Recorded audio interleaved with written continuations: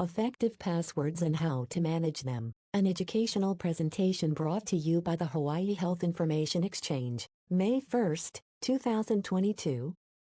This material is presented for educational purposes only and is not intended to be a solicitation for services or legal advice. The material presented here is the Hawaii Health Information Exchange's interpretation of the National Institute of Technology's, NIST, Special Publication 800-63, last updated in 2020. It is not intended to be an interpretation of the entire publication.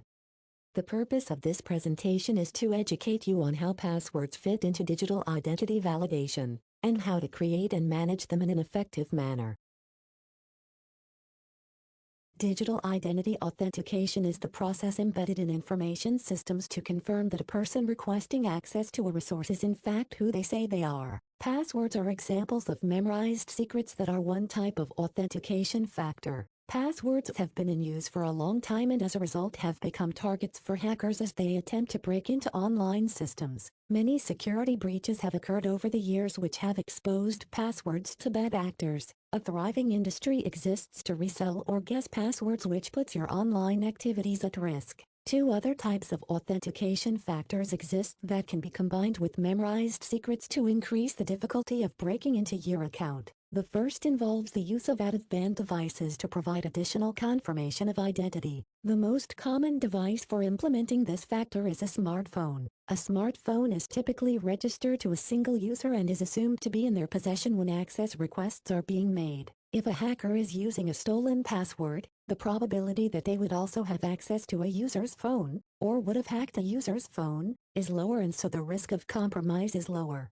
An SMS text message or voice call is made to the registered phone and the user inputs the one-time password, or PIN, provided into the website that they are trying to get access to. A more reliable option is the use of a software authenticator program that is registered to the out-of-band device. This program functions similarly to the SMS approach, but is not subject to transmission rerouting since the specific device must respond. The final factor is biometrics, or something that you are. Fingerprints are the most widely used biometric in both the physical and digital worlds. Retina and facial images have also been used for electronic validation. Biometrics is not recommended as a factor by NIST because of its high false match rate and probabilistic, versus deterministic, nature. The combination of at least two factors of authentication is what is commonly referred to as multi-factor authentication. Using two instances of the same factor, such as two passwords, is not considered multi-factor authentication as it does not lessen the risk of compromise. Contrary to previous advice, NIST now recommends that you should focus on the length of your passwords rather than their complexity. Studies have shown that using complex passwords, adding special characters, capitalization, and numbers, may make them easier to hack. This is mostly due to user behavior. Complex passwords are harder to remember and users have a tendency to make minor changes to their existing passwords by appending or substituting numbers or special characters to familiar words. These derivations are easy for modern password hacking tools to crack. While the minimum of 8 characters is still required, a number closer to the maximum of 64 characters is recommended to reduce the risk of a password being compromised. When you get access to a new application or service, it may come with a default password to let you log in initially. This password should be changed as soon as possible, since it may be known to others. The same holds for appliances that you may install, such as security cameras or electronic door locks with internet access. These default passwords tend to be widely shared and hackers are likely to have access to them. Never share your password with anyone, including your manager. Your account and password identifies you, and anytime a login occurs it is assumed that you are the one logging in. If your support people need access to your account for troubleshooting purposes, be sure that you are present when they are doing their work logged in as you. Never reuse passwords, as there have been so many data breaches that many of your previous passwords may have been exposed and be available on the dark web. The combination of your account identifier, which in many cases is your email address, and password allow malicious agents to log in pretending to be you. You should ideally use a unique password for each online site that you have access to. This is the best way to limit exposure should a data breach occur in the future. Data breaches are an unfortunate reality in today's internet-driven world. Once your password is disclosed, you can assume that malicious actors will try to exploit it for their gain and your loss. If you know that your password has been compromised, change it immediately. Do not wait for an indication that your accounts have been compromised. By then it will be too late. And do not reuse a previous password, as you never know if it has been compromised. A password manager is a service that stores the passwords to your various accounts in a single secure digital vault. You log into it using a single password, and it accesses websites with account-specific passwords to allow you to log in. This service means you only have to remember a single, long password rather than a large number of them. There are a number of good password managers on the market, and you should research them to select the one that is most appropriate for your needs. As mentioned earlier, validators are organizations or individuals responsible for identifying who is requesting access to an application or website and validating that they are the person they say they are. The following are guidelines for these people related to the functionality they place in their applications or websites.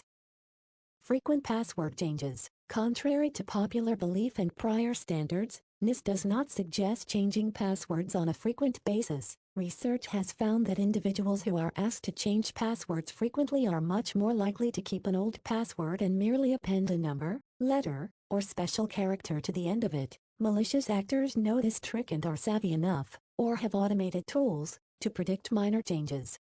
Enable Show Password. You're probably familiar with sites that show your password as a series of dots as you type them in. This had originally been thought to provide security from someone looking over your shoulder as you typed in your password. This kind of shoulder surfing is actually a lower risk than someone forgetting what they typed in and making an error inputting their password, especially as long passwords up to 64 characters are being recommended. Many applications now have an option to show you what you've typed if you feel that it is safe to do so.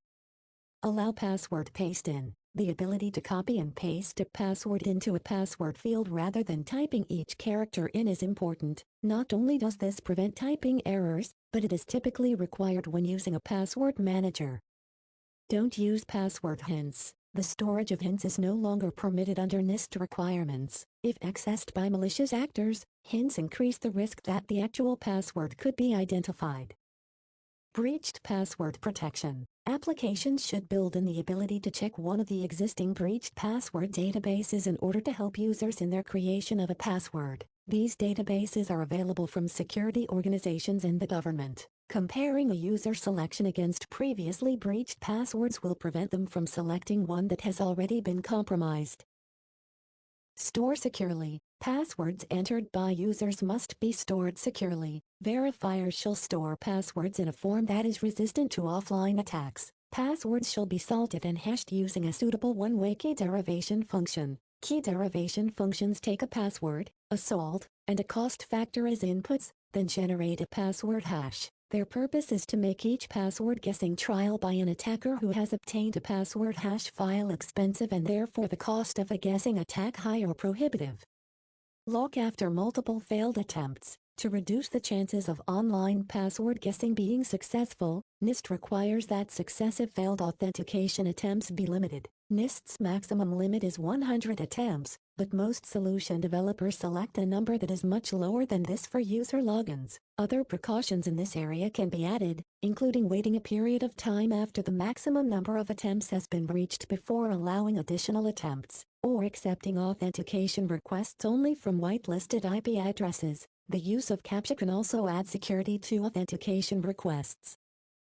Enable multi-factor authentication. Multi-factor authentication was described earlier in this presentation. It involves the use of more than one type of authentication factor to be validated for access. The three factors are 1. Something you know, such as a password, 2. Something you have, such as a smartphone, and 3. Something you are, as evidenced by something like a fingerprint. Use of 2 of the 3 factors is common. Requesting multiple inputs from the same factor, such as requiring 2 passwords, is not multi-factor authentication and is not considered to be as effective a validation mechanism.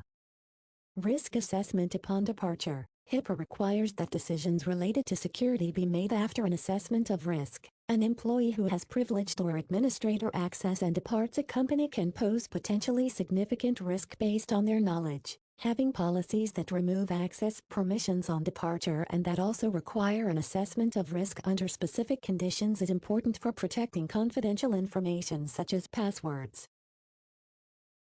Passwords, or memorized secrets, are probably the best known of NIST's requirements for digital identity protection. Following these requirements is especially important in healthcare given the sensitivity of the information that we've been entrusted with. Rules governing the use of passwords are constantly evolving in order to keep up with the increasingly risky nature of the online environment. More information on all aspects of digital identity protection can be found on the NIST website located at the link shown on this page. This is the end of the presentation. Please contact HHIE should you have any questions or suggestions for additional topics.